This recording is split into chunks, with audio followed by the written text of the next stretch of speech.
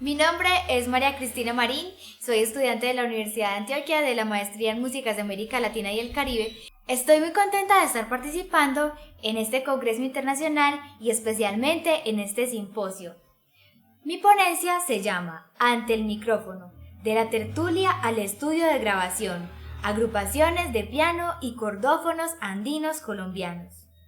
Desde mediados de los años 30, músicos de distinta procedencia de la región andina colombiana, que provenían de familias musicales, confluyeron en algunas de las principales ciudades del país para ser parte de la nueva vida musical que allí se estaba conformando.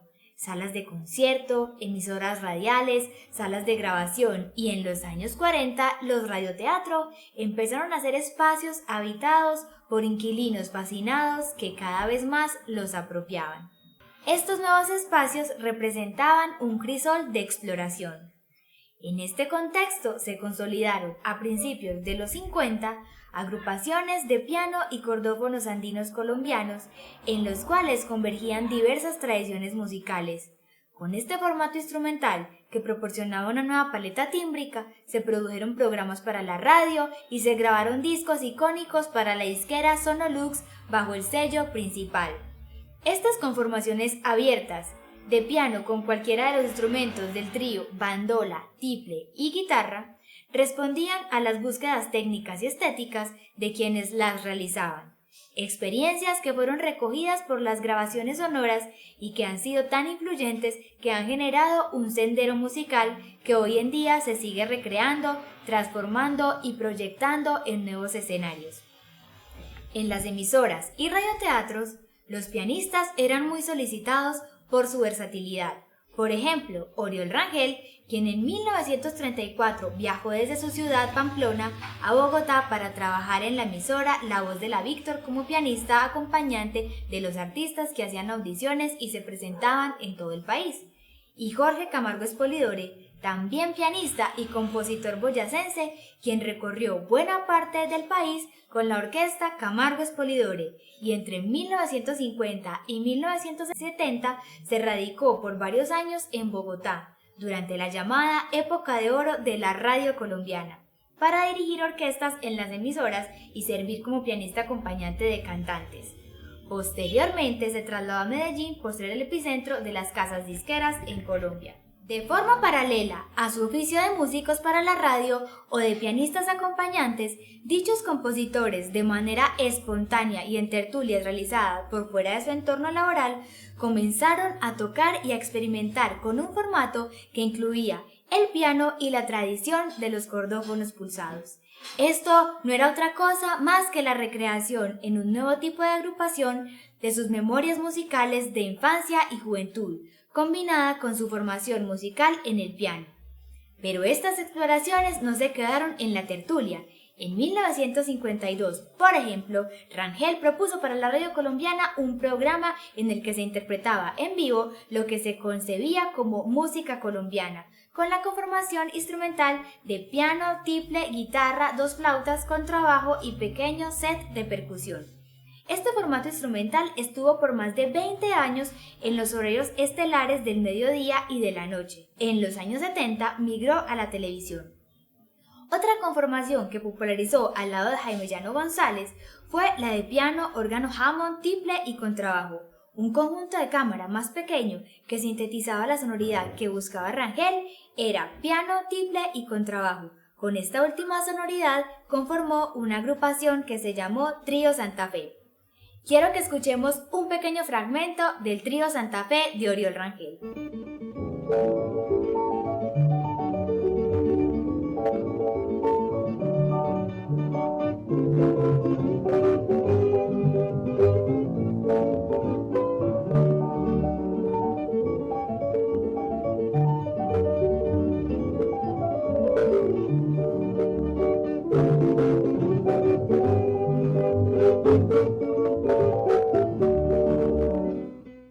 También Camargo Espolidore, a finales de los 50, cuando vivía en Medellín, empezó a experimentar al lado de otros músicos, entre ellos Luis Uribe Bueno y Jesús Zapata Huiles, este formato de piano y cordófonos en el estudio de grabación.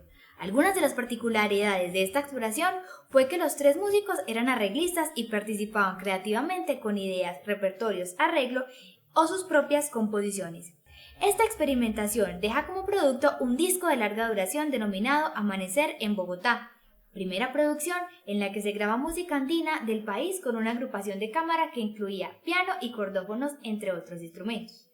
Estos aparecen mezclados en diferentes combinaciones en cada obra: piano, guitarra con cuerdas metálicas, mandolina, tiple, flauta, contrabajo, pequeño set de percusión. Diversidad frecuente en las exploraciones iniciales y en los procesos de consolidación de una práctica musical. Adicionalmente, como Luis Uribe era director artístico de Sonolux y estaba estudiando nuevas técnicas de grabación, este LP gozó de una amplia libertad técnica y administrativa, lo cual se evidencia en el producto artístico logrado. Posteriormente, en los años 60, la experiencia de Oriol Rangel también fue recogida por la industria discográfica y dio origen a 2 producciones, Nocturnal Colombiano Volumen 1 y Volumen 2. Pero volviendo a la puesta instrumental, Camargo y Rangel dieron origen a un formato que inclusive se llegó a denominar como conjunto colombiano. El modelo genera un sendero para que, 60 años después, se siga recreando en nuevas generaciones este formato y estilo de hacer música. Es el caso de Germán Darío Pérez y su trío Nueva Colombia, agrupación conformada por piano, tiple y contrabajo, y quien, desde espacios alternativos, retoma el modelo y los caminos recorridos por Rangel para proponer, desde su sensibilidad y estética, nuevas rutas para este formato. Así, el sendero es recorrido cada vez más por nuevos peregrinos, quienes lo reafirman y reconfiguran. A continuación vamos a escuchar un pequeño fragmento de el primer LP Amanecer en Bogotá y otro de El Nocturnal Colombiano Volumen 1.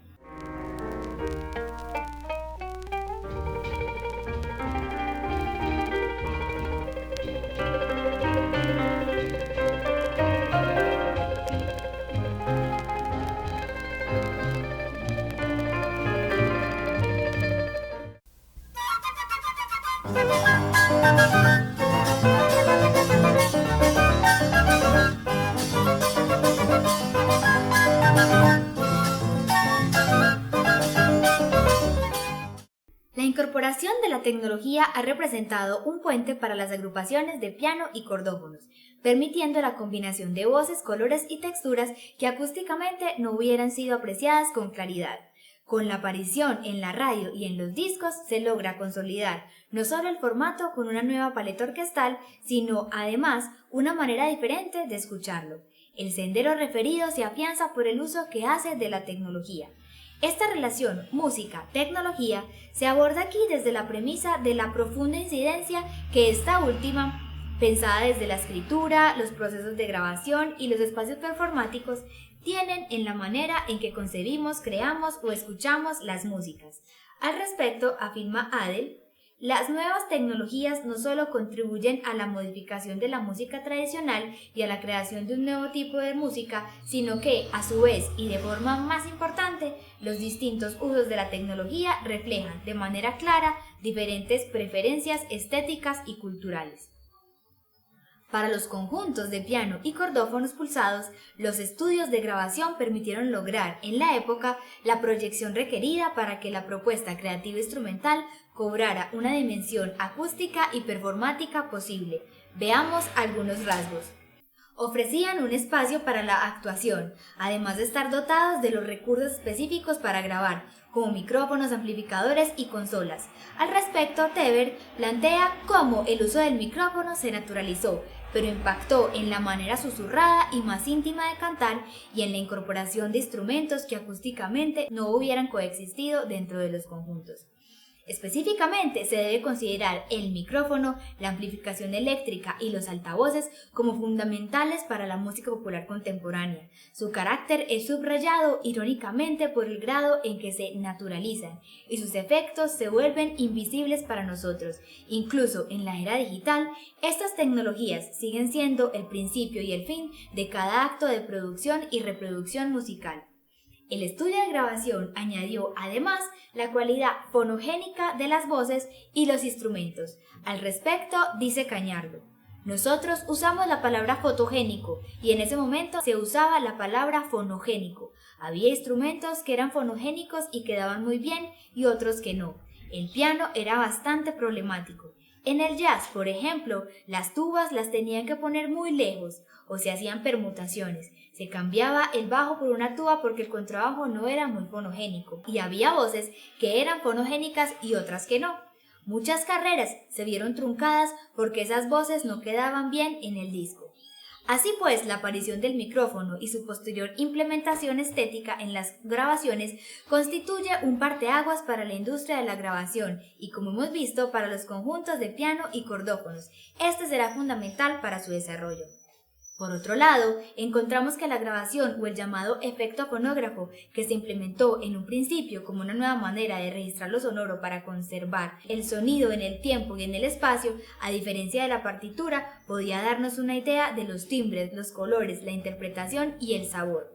Dice Fritz: la grabación hizo posible el registro físico de la emoción a través de la música sin necesidad de una codificación escrita. Proporcionó un medio público de comunicación emocionalmente complejo a personas que de otra forma estarían inarticuladas socialmente, intérprete y audiencia. Con sus posteriores desarrollos, tomando el planteamiento de Eno, la grabación no fue simplemente un proceso técnico de producción y reproducción de sonido, sino que se estableció como un proceso de composición, siendo fundamental para la creación de la música popular. En términos más generales, la música en vivo y la grabada difieren en las formas en que existen en el espacio y en el tiempo cuando se realizan en vivo. El sonido musical es fugaz, evanescente. Las grabaciones, sin embargo, capturan estos sonidos fugitivos, preservándolos de forma tangible en medios físicos. Una vez que el sonido musical se ratifica en un medio específico o objeto, se vuelve transportable, vendible, coleccionable y manipulable de formas que nunca antes habían sido posibles. También, para los formatos de piano y cordófonos, estas consideraciones cobran validez. El estudio de grabación y la incorporación de los micrófonos moldearon la manera de comprender y de arreglar. Este nuevo espacio de creación posibilitó, por ejemplo, que se apreciara el diálogo contrapuntístico del piano con el tiple y otros instrumentos o que la bandola pudiera hacer contracantos a las flautas o al piano. Así, en el pasillo de Morales Pino Leonilde, grabado en el disco Amanecer en Bogotá, la implementación tecnológica permite escuchar perfectamente la propuesta contrapuntística de Espolidore en el piano con Zapata en la mandolina, acompañados por el tiple y el contrabajo.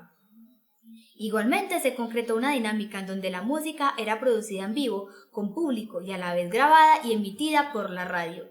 Estos cambios llevaron a que el formato quedara instaurado y concebido para este espacio. El estudio de grabación, que era el mismo tanto para las actuaciones en vivo como para transmitir en la radio, radioteatros y para las grabaciones de discos. Por fuera de él era casi imposible recrear dicho formato instrumental. En sintonía con la afirmación de Negus, la tecnología nunca ha sido pasiva, neutral o natural. La música se ha creado durante siglos a través de la interacción entre arte y tecnología.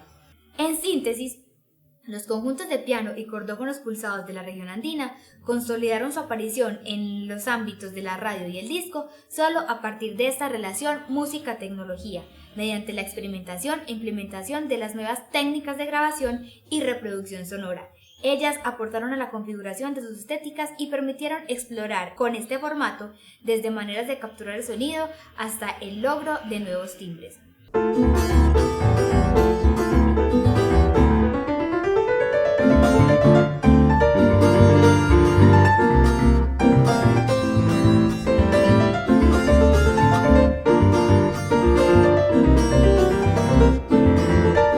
Recogiendo las ideas anteriores, es posible afirmar que las agrupaciones de piano y cordófonos andinos colombianos configuran un nuevo instrumento, con características acústicas, técnicas y estéticas específicas, entre las que se incluye, por ejemplo, la amplificación, que garantiza la sonoridad requerida o buscada. Sus cualidades se han convertido en un modelo sonoro y performático fundamental para los músicos y las audiencias de estas conformaciones camerísticas. El nuevo instrumento establece formas específicas de creación y recepción.